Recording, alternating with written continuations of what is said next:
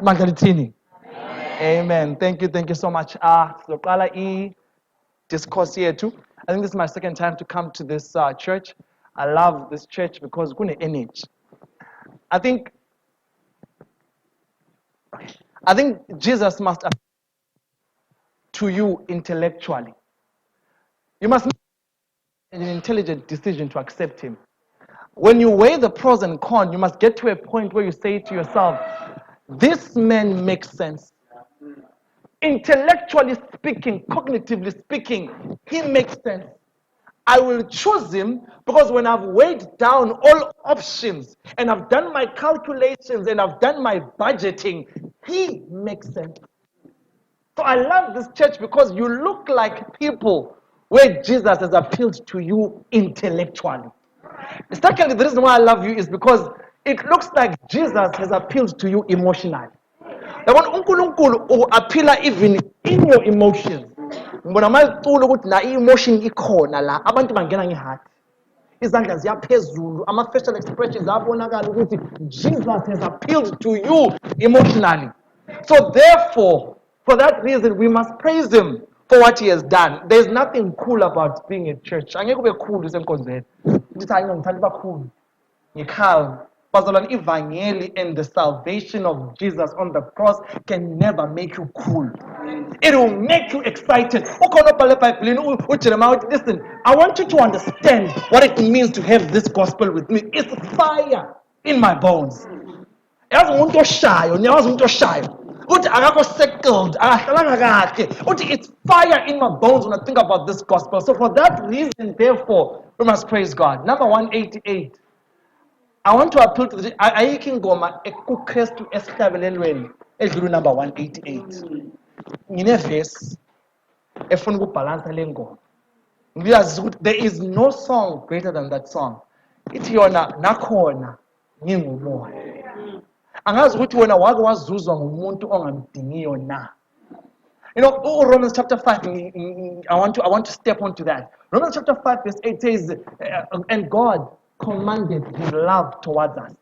That while we were yet sinners, not when we had repented, not when we started not eating meat, not when we started giving tithes to church, but while we were yet sinners, God and Jesus died for us. I bet you now, 1 Timothy chapter 1 verse 15. Atiena, this is a faithful saying and worthy of all acceptation, that Christ Jesus came to die for sinners, of whom I am chief. And you're going to chief of sinners, though I be. Jesus Christ died for me. I mean, I'm not really much of a singer, but I want to try to do things that I've never done before. Ngiyabona kunamanye abashumayeli abaqala ngengoma ngicabanga ukuthi ingoma noshumayeli yahambelana kamnandi. Ithi yona ingoma ngomkhulu uboni.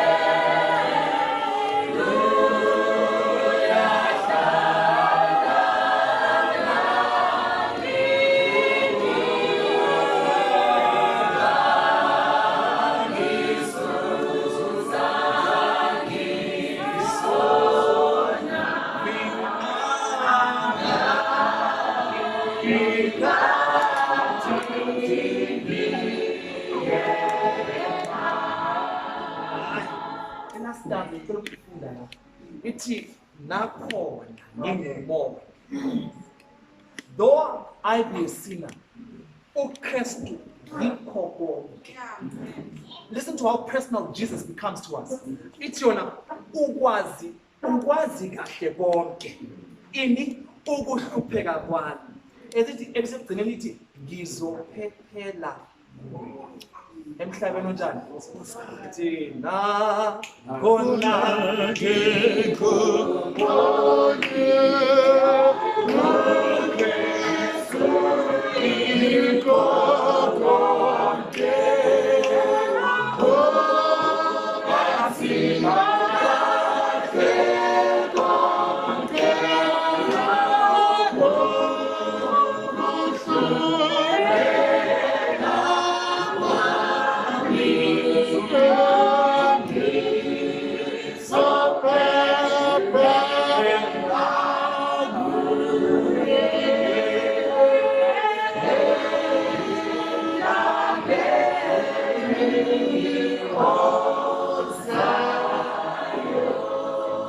Let's try the last song.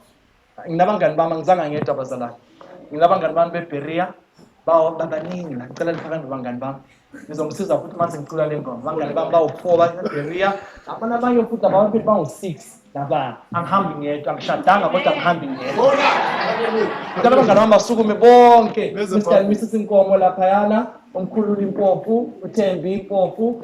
Ulingani Ndlovu naye futhi samkele sokhomana ibandla lithini amen ingoma ithi wangithatha lapha wangithatha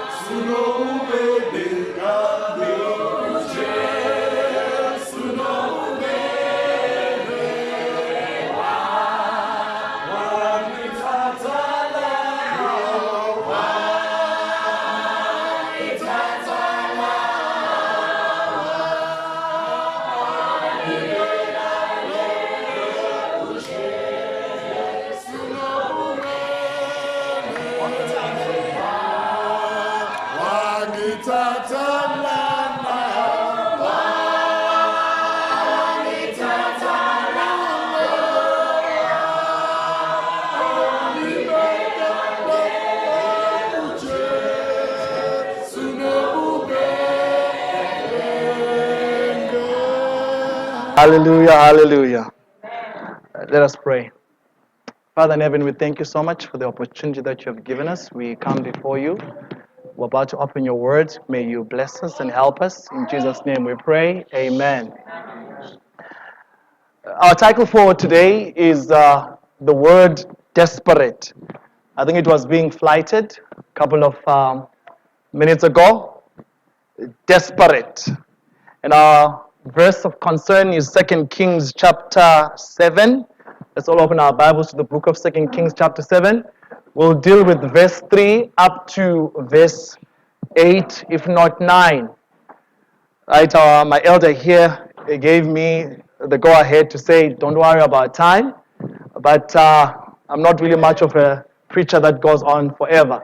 I feel that sermons about eternity should not be eternal. They must come to an end. Angithi bazalwane, sisazohamba ezulwini la esine eternity khona. Okwamanje sizoshumayela then sifike ekugcineni. Now 2 Kings chapter 2 from verse 3 up to verse 8. But before that, let's just start off with a bit of some English, the word desperate. So I went to the dictionary to find out what the word desperate means. Or what are the characteristics of someone who is desperate? What do they show? What do they go through? What emotions do they have? I found out that a desperate person is someone who is in such a bad situation that they are willing to take any risk to change the situation. So the first thing about being desperate is that you are in a very bad situation. Not only that, but you are willing in the badness of your situation to take any risk in order to change it. Desperation. It says when someone is desperate, they feel a great need. And when they act irrationally. In other words, a desperate mind does not have normal solutions to the situation. Whereby in situations where you would do normally approved conduct, ways of behavior, in a desperate situation, that doesn't happen. Desperate people, they are irrational, unreasonable. The decisions that they make in their desperation, you cannot understand. It defies logic. You understand that from the concept of being desperate, it means that you are willing irrationally to take any risk in order to change your situation. So it is not a normal situation. Therefore, it does not need normal solutions. If you were driving and you were desperate, you can't drive at 120 kilometers per hour. That's normal driving. You can't drive at 80 kilometers per hour. That's a learner's way of driving. When you are desperate, you drive above 120, 160, 180, 200, because that's a desperate situation. If you are desperate and you are asked to pray, you don't pray for 2 minutes. You don't pray for 3 minutes. Your prayer life is serious. And it goes on forever. You pray with tears in your eyes because you understand that the situation that you're in is so bad that you're willing to take anything, any risk to sort it out. In fact, your behavior is irrational, it's illogical, it is not cognitive, it is not understandable. Desperate. It says when you're desperate here, if there was a burning house and I speak to mothers and fathers and your child was in the house, there's no time to think about the science of entering into the house. There's no time to think about the best way of entering into that particular place. You go in and it's not because you are brave, but it's because you're desperate. So if you are desperate, the tone of your voice also changes. If you are running, I don't know if you've run and you are desperate, just like me. In Joburg here, desperation is very close to all of us. We will run sometime or later in this life. When people are running for us or towards us, wanting to take things from us, you know how Joburg works. The way you run, you can't describe it yourself. You fly through as you are running because you are desperate. So your running is not the normal running. You run like a desperate person because you are at a position where you understand that your situation is so bad that there is nothing you cannot do to solve that situation. You are irrational. Desperate people are dangerous people. Desperate people are dangerous people. Some of our worst and some of our best decisions have been made in times when we're desperate. Some of the best decisions that we've ever made in this life have come through because we understood that we're desperate. And unfortunately, some of the worst decisions have also come through from the point that we are desperate. Desperate people are dangerous people. There is nothing that they cannot do. So here we find in the Bible, 2 Kings chapter 7, there's a storyline. The children of Israel, the monarchy has been divided into two. Now there's Israel by the north, and then there is Judah by the south. Now continually, Israel by the north was always at war with the Syrians. Now the Syrians had a king called Ben-Hadad. And this Ben-Hadad made war with the children of Israel in the city, the capital city of Israel by the time, Samaria. So what happened is that they would employ a military strategy whereby the attacking army would besiege that particular city, making sure that no one goes out or anyone comes in. The idea behind this ancient military strategy was that these people that are in will soon run out of food. And they can't go out anymore. neither anything comes in. They'll soon run out of food. When they soon run out of food, it's either they will have to surrender to the Syrian army, or because they've run out of food, now they are very vulnerable. You can attack them. You cannot attack them when they are full. But when they've run out of food, it's easier to attack them. So the situation that we find ourselves in the book of 2 Kings chapter 7, we find Ben-Hadad attacking the Israelites and besieging them and saying to them, listen, I am outside the city. No one can go in. No one can go out. You are stuck in the city. The food supplies that you have will be used up. And eventually you will either succumb to my power and surrender, or I will attack you at your weakest point. So the nation of Israel was desperate. Let me just show you how desperate the situation was. If you go to 2 Kings chapter 6, we're on 2 Kings chapter 7. 2 Kings chapter 6, it tells you of a story whereby there was two women. Two women, they say to themselves, no, listen, let's eat our children. Let's eat our children. I don't know what kind of situation do you need to be in for you to look at your child as your next meal. Cannibalism by that time. 2 Kings chapter 2 Kings chapter 6 verse 28. It says they decided amongst themselves, women, and I'm talking about men, because men sometimes can be detached from children. But women who carry these children right on their bosom, they say to themselves, let's eat our children. Game plan, we'll eat yours today and tomorrow we'll eat mine. The Bible says they boiled one of the kids and they ate one of the kids. Tomorrow comes, because tomorrow will come. That's the problem with hunger. Hunger has a time stamp onto it. It gets to a point where you eat, but it will come back again. Tomorrow comes, and the king had to preside over the situation, because now one of the women says, listen, it's our turn to eat your child. And one of the women says, no, you're not going to eat my child. The woman goes to the king and says to the king, this woman, yesterday, we ate my child. Today is our turn to eat this one, but she does not want. And the king presided over that. It was bad. It was a desperate situation. Now, let me go further. They sold the head of a donkey for 80 shekels of silver. Today's rate will be about $500. They sold a head of a donkey. No, I did not say of a cow. I did not say of a chicken. No, they sold the head of a donkey for 80 shekels of silver. It was the meat of that time. It was a delicacy. By the time they were desperate, they would have done anything to get out of that situation. And so we find in verse 3 of 2 Kings chapter 7, 4 men. I'm reading. And there were 4 leprous men at the entering of the gate.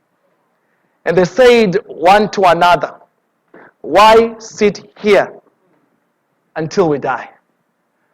4 men are outside the gate. The situation inside is serious. You can imagine it outside. Now, lepers were outcasts in the Israelite society. In fact, the word lepers, and I want to sound like those boys from Helderberg. The word lepers in the Yiddi language, right? Which is a Hebrew language of sort. It means trouble. So lepers were troublesome people. They were outcasts of the society. They would not mix with normal people. Hence the Bible is clear that outside the gate, not inside, not on the other side, but outside the gate there were 4 men, lepers. Now what was about them was that they had the same condition. It did not matter whether there was one who was married or unmarried. It did not matter whether there was one who was educated or uneducated. Neither did it matter that there was a businessman in that particular case, or there was one with children overseas. It did not matter at that particular moment. What mattered, the Bible does not tell us the name of these 4 men, but it says that there were 4 men and there were lepers outside the gate. And they came to their senses and said, why sit here until we die? You see, the end of it is inevitable. Death was going to come upon them, but they were going to choose how they were going to go. They said to themselves, listen, we understand that the current situation that we're at means that because there's no food inside, there's no food outside. So because of that, if we sit here, we will die. I love how they put it across. They say, why sit here? Let's talk about sitting. The sitting is a position of inactivity. Right now you are seated. You are inactive per se. Sitting is a position where you are immobilized. Sitting is a position where you are unchanged. When you're sitting, you're saying that I'm in a position of relaxation. I am in control. But listen to what they say. Why sit here until we die? So inevitable, they understood the science of life. That the thing that was going to happen, that if you keep sitting at the same position, you will die. That the process of sitting is a guarantee of your death. So they understood that, listen, there's no food inside, there's no food outside. But if we continue sitting here without making a plan about our lives, without changing anything, without making a decision, we will die. And I want to attest to the church that sometimes if we sit in the same situation, we are waiting for the inevitable, which is death.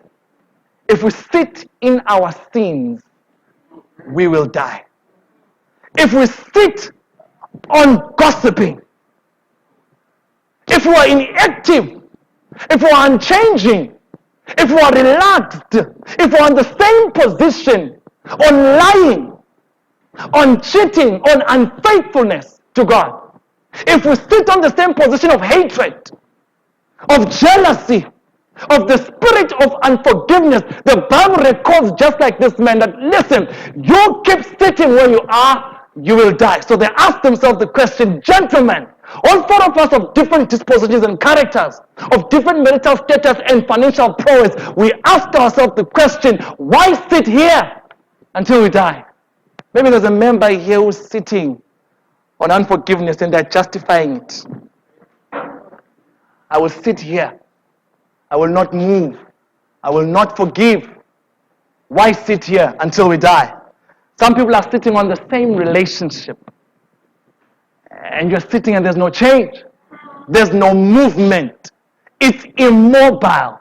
It's a relaxed relationship. The question now is, why sit here until we die? We're sitting on the errors of church members. And we're sitting on them and saying, we're going to sit on this era. But the Bible says now, why sit here until we die? So the first point with these 4 men is that they acknowledge their situation. If they keep sitting here, they will die. Desperate people, point number 1, acknowledge the situation. You're desperate. You need help. You keep sitting there, you will die. So they acknowledge the situation. Now, 2 Kings chapter 7 verse 4. Listen to the options. If we say we'll enter into the city, weighing options. If we say we'll enter into the city, then the famine is in the city, and we shall die there. And if we sit still here, we will die also. Now therefore, and let us fall. Now therefore come and let us fall unto the host of the Syrians. If they save us alive, we shall live, and if they kill us, we shall die. I don't know if you understand the situation. These are the Israelites. Lepers outside. Option none. And I want to clarify why. Because they have a point where they say to themselves, the logic of getting into the city doesn't work. Even if they allow us to get into the city, so what? They are already selling a goat's head for 80 shekels of silver. They are already killing each other, and cannibalism is rife in the city. So it does not work for us to get into that particular city. Now, outside where we are, still, there's nothing. Desperate people find out that sooner or later they only have one option. Now, if you still have options, you're not desperate. If you can still come to options and say, I can, I will, I shall, maybe that, maybe this, you are not desperate. Now these men say, we are being attacked by that army. The reason why we're in this situation is because of that army. Now that army, the enemy, the Syrians, becomes a plausible option. They say, listen, if we go inside, we die, we're outside, we die. They say, let us then go. I want to read this verse again. Now therefore, come and let us fall onto the host of the Syrians. If they save us alive, we shall live. And if they kill us, we shall die. You see, the only option amongst the three of them that had a guarantee of maybe not dying was the one for the Syrians. Understand that the option was the enemy.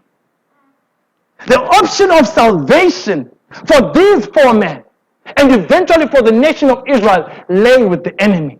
Their desperate situation was bent on the mercy of the enemy. They said to themselves, we are going to die anyway. So if we get there and they kill us, that's it. They will kill us. But if we get there and they are nice to us, at least they have food. At least they have food. So the Bible says, they say to themselves, we shall go. Verse 5 says, and they rose up in the twilight. So point number 2, you acknowledge your situation, number 1. Number 2, you weigh your options. The only option in all of this is one, and that's going to the Syrian army. He that has many options is not desperate at all. Verse 5 says, and they rose up in the twilight to go unto the camp of the Syrians. And when they were come to the uttermost part of the camp of Syria, behold, there was no man there.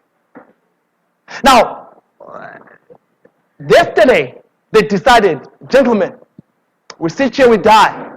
Option 1, which one? Syria. Bible says, and then they executed the option. They rose up in the morning. And when they rose up in the morning, in the twilight of the day, they rose up in the morning and went into the Syrian camp. Now, I want to understand what's really going on here. These men have the audacity to get to a point where they will go to the Syrian army. They are not carrying any weapons. They are lepers and outcasts of that particular city. They have no representation whatsoever. No letter from the king to say, listen, accept these ones in good faith. No letter from their local church. Neither does the conference know them. They don't have a record for tithe and offering. These men, by faith, say we will go into the Syrian army. Our hope and our salvation lies with the enemy. And they go. The Bible says they go in the twilight and they came to the camp of the Syrians. And when they come to the uttermost part of the camp of Syria, behold, there was no man. Now, verse 6 gives the reason why there was no man. Understand that when you besiege, you don't move. You always keep your ranks to make sure that if they decide to come out, you're ready to attack. Now, these men go to the Syrian camp and find no man. Verse 6 explains why there was no man. For the Lord. That's verse 6. For the Lord had made the host of the Syrians to hear the noise of chariots and the noise of horses, even the noise of a great host. And they said of a great host, and they said one to another, Lo, the king of Israel hath hired against us the king of the Hittites and the king of the Egyptians to come upon us. Look at the beauty and the power of Jesus Christ. And I want to acknowledge to the church that unless we get to points of desperation, our miracles will never come. Miracles only come to the desperate. God will not make a decision for you. You yourself, in your situation, must make the decision to take the road that leads to the Syrian camp. And when you get there, when you've decided in your mind, intellectually and emotionally, and have come to a point where you understand your situation, when you get to the Syrian camp, your miracle lies right there with the enemy. For the Lord, that's verse 6, for the Lord, what did the Lord do? The Bible says, the Lord made the sound of the feet of these 4 men to sound like the sound of horses and chariots. And the Syrians on the other side of the camp heard the movement on the ground, and they thought that the Israelites had put alliance with the Egyptians and the Hittites to come upon them, and they fled. You must imagine what this man felt. You get to a camp and you are going to beg for your life, and you find there is no one, and you find there's food. God will make a miracle to only those that acknowledge their desperation. And you've got not only to acknowledge your desperation, you've got to get to a point where you weigh your options, and your only option is one option. Either you go to Syria or you go to Syria.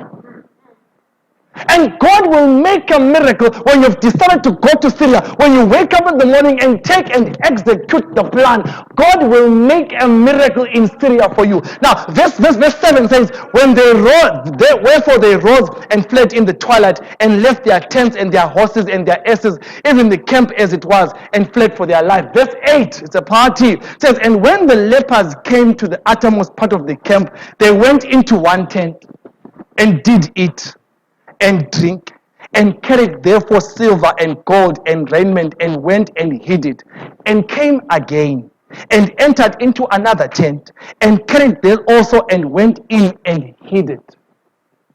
God has made a miracle for these four men.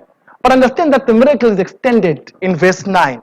Then they said one to another, we do not do well. This day is a day of good tidings, and we hold our peace. If we tarry, or if we tarry till the morning light, some mischief will come upon us. Now therefore, come that we may go and tell the king's household. Look at the irony of this situation. The outcasts become the saviors of Israel. The ones that were outside the gate, the ones that were the lepers that nobody looked at, they become the savior of Israel. They go to the camp by faith, get their fine food. It says the Bible, they went into one tent, they ate, they found gold, they found silver, they found raiment, they took it out, they went to hide it. They went into another camp. Then in the midst of a full stomach, they said to them, we do not do good things. Today is a day of good tidings. Let us go and tell those that are killing each other for food, those that are buying a donkey's head, that listen, the Syrians have left. There is salvation right in the enemy's camp. And I want to suggest that sometimes God makes a way in front of our enemies. Now read the book of Psalm chapter 28. It says, he prepareth a table before my enemies. Not outside, not when they're watching from the windows. No, God lays a table, put me right there on the table, then put my enemies hatred, hunger, put my enemies doubt, self-doubt, this and that, and says he will prepare a table in front of my enemies. These four men lived that life. The book of Psalm chapter 28. Desperate man made a desperate decision. And I want to tell the church that miracles will only come for the desperate, but we must move. Look at Moses. Moses, encompassed by the mountain on the right with the children of Israel, the mountain on the left, the charging armies of Pharaoh behind, had only one option, the sea. It's either the sea or the sea. And if he had not taken the first step to put his foot onto the water, maybe the Red Sea would not have opened. But it only opened in relation to his faith. He had to intellectually and by faith make a decision and put his feet right there. Look at the man, blind Bartimaeus. The Bible says Jesus was passing by Jericho for the last time. This was his last journey. From there on, he was going to his crucifixion. Now, Jesus was passing by for the last time. The Bible says Bartimaeus was by the corner right there, strategically seated at the exit or entrance of the gate.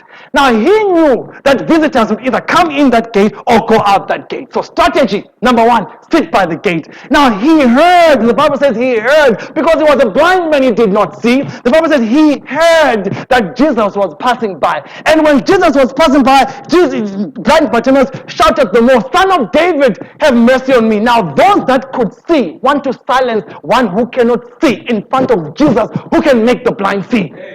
And this man said to himself, when the Bible says, when they say to him, no, be calm, observe policy, follow order, he will come to you when he comes to you. Your turn is coming. The Bible says when those that did not understand what it means to be blind came to him to say to him, shut up, keep quiet, don't do this, you're making noise, he shouted the more. Because they did not understand that his situation was desperate and Jesus was passing by just for the last time. If he had not shouted the more, maybe he would have died blind. The Bible says, Jesus said to him, what would you like me to do? And it was clear, because when you're desperate, you don't dilly-dally around. You don't go about talking about, I would like to see sometimes. I would like to see. He said, I would like to see. It reminds me of the man who was by the pool of Bethsaida. That man was not desperate. That man for 38 years, I'm not even 38, but that man was not desperate at all. Jesus comes to him and says, listen, what do you want me to do to you? He starts off with a story. He says, listen, Jesus, when they come, when the angels, but sometimes opportunity ayikho. So in situation I'm in, he explains the situation when the question is simple. What do you want me to do to you? What did you want? This blind Bartimaeus simple says, I want to see. The woman had an issue of blood for 12 years. Now the Bible says she had gone to many physicians to look for help, but instead it made her worse. Then one day the man Jesus is coming, is passing by. This woman looks at a chance and says, listen, I will take this chance or I will take this chance. He says, I might not touch him. Maybe there are too many people. I might not get to have an audience with him like Nicodemus who spoke to him one-on-one. I might not be able to be part of those people that actually sit with him on the table of food to eat. But this is one thing that I can do. Amongst these people, when he passes by, maybe allow me to be imaginative, maybe she was trying to just touch him and she couldn't. And then the hem of his garment was passing by. Maybe it was towards the last part of the hem of the garment. But by faith, that woman says, if I cannot touch him physically, the man, but at least let me touch his clothes. And the Bible records that she, at that moment, was healed. And Jesus stopped and says, I perceive that virtue has gone out of me. I perceive that power has gone out of me. But the woman was desperate. Question now is, when I get Mzala, are you desperate? Look at the things that you like doing. Are you desperate that sin dies in you? Or you have options. You're going to say to yourself, I'm not going to do it as much as I'm doing it. Scale. I'm not going to gossip that much. I'll choose a group to gossip. I'm not going to gossip with everyone. I'm not going to gossip about everyone. There are select individuals that I'll deal with.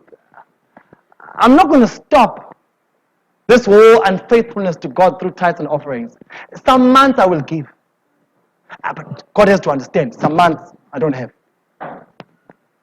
I'm not going to get to a point where I leave my unfaithfulness, even in relationships. I'll just reduce the number of women or men in my life. Maybe one or two. That's a safe number. Now, at that point, you're not desperate. And I want to tell the church as we go through the end of our sermon that God can only save those that are desperate in sin. Peter was drowning. Shortest prayer I've ever heard. Lord, save me. There's no Lord, God of Shalom. Lord, Jehovah Jireh. Lord, there's no praises whatsoever. Jehovah Nissi. The one who speaks to rocks and rocks come out with water. There is no relating whatsoever. God, he says what he needs. Lord, save me. Because at this moment I am dying. If you do not save me now, I will die. So he says to God that, Lord, I know I am an experienced sailor. I've gone through many storms before, but this is no ordinary storm. I'm at a point of desperation. It's either you save me now or I die. And so therefore, he was desperate. I know another man in the Bible who's desperate. The Bible records the situation about the man. He was in a garden in Gethsemane. The fate of the world lay upon the decision in Gethsemane. This was no ordinary man. This was God incarnate. The act of condescending to become man. When you're God, you cannot understand it. How does the creator of the universe become like us? At what point of desperation was he at to decide to come from heaven? I know a man desperate. What decision did he have to take? What kind of love is that forces a man, God himself, from heaven to come down upon earth? I mean, look at this. He could have obliterated us out of existence and created something completely new, and that has been it. But his love was constraining him to a point where he comes down, not as the richest man that ever lived on earth, but as a lowly servant walking the streets of Israel. And he comes down in the Garden of Gethsemane. He has the weight of the world on his shoulders, and he is thinking about the end result, you. The Bible says he got to a point where he needed to weigh his options. And he says, if it is possible, let this cup pass from me. but nonetheless, not my will, but yours. He had an option to leave us. This world can always be started over again. Heaven would not miss us. But God, constrained by his love at Gethsemane, decides upon that point of being desperate and says, I have only one option for these dying ones. I will either die for them or I will die for them. And the Bible records that they took him, creatures. One of them or some of them, they clapped him. How do you clap Jesus? They spit on him. How do you spit on God? Who by looking at you, you can vanish you out of this earth? What kind of constraint does a man have in order to allow mortals to clap the immortal? What kind of love is this that God allows creatures like us to actually nail him on the cross? The Bible records that it was the Roman soldiers who nailed him, and Jesus, during his death, says to them, Father, forgive them, for they don't know what they're doing. It boggles my mind. How are you desperate enough to say that they don't know what they're doing when these were trained soldiers? They went to school for this. They know the right tendon to hit. They know the type of nails to use at that particular moment. This man was desperate. Hanging on the cross, he did not die the death of a strong person, of an amazing person. He died the death amongst thieves. His entourage on the left and right were not district men, they were not MPs, they were not presidents. These were the common thieves, despised of the society next to him. How desperate have you got to be for you to do that? And the Bible records that he stretched out his arms. And then he says, it is finished. And at that moment, heaven could now accept him as the Lamb without blemish. At that moment, man and woman on earth had a chance to live forever. At that moment, the devil was defeated, eternally so. The plan of salvation had come to fruition, but the plan of salvation was based on a desperate God. And I want to acknowledge to the church that loving human beings, God loving us, is a desperate act. Love is a desperate emotion. If you still have options when you're in love, you're not desperate. Love in its nature and at its highest and at its pinnacle and at its most efficient, love is a desperate emotion. It loves the unlovable. It does good to those that do bad to it. It loves those that don't care about it. It seeks to look for those that don't even look for it itself. Love is a desperate emotion, and there is no greater desperation like the desperation of Jesus. Even up to now in heaven, he is desperately begging you, begging me, that you may come unto salvation. And he says in John chapter 10, verse 10, the thief cometh to steal, to kill, and to destroy. But I have come that you may have life, and life in abundance. It says in Jeremiah chapter 31, verse 3, it says, the Lord of old has said unto me, I have drawn you with my loving kindness. It says in Romans chapter 12, verse 1, it says, I beseech you, brethren. Beseeching is an act of begging. It says, I beseech you, therefore, brethren, by the mercies of God. God appeals to us. It is the law and the rulership of heaven to appeal to human beings and to beg them. I want to use that word, love begs those that don't love it. And the greatest begging act is the act of the cross. And I want to acknowledge to the church, John chapter 3, verse 16. No man is as desperate as Jesus. I wonder, I wouldn't want to be in the mind of Jesus. To be in a world where no one cares about you. Where people walk and live like you don't exist. Where you are always the last one to be thought of. You're always the last thought. In every situation, like, Konje, there's Jesus. Where no one really cares about how you feel. Where they despise your love. In Isaiah chapter 5, talks about a vineyard and says, the question that Isaiah asks says, what more could I have done to this vineyard? And I want to attest to the church that there is nothing that Jesus Christ has not desperately done for us in order for us to be saved. It is your choice to decide for him or against him. To look at your situation and acknowledge, is it a bad situation or not a bad situation? Therefore, in John chapter 3, verse 16, it says, for God, and God being the greatest giver, so loved the world, which is the greatest emotion or greatest principle, that he gave the greatest expression, his only begotten Son, the greatest gift, that whosoever, the greatest invitation the world has ever seen, that whosoever, regardless of your color, your creed, your culture, your nationality, that whosoever,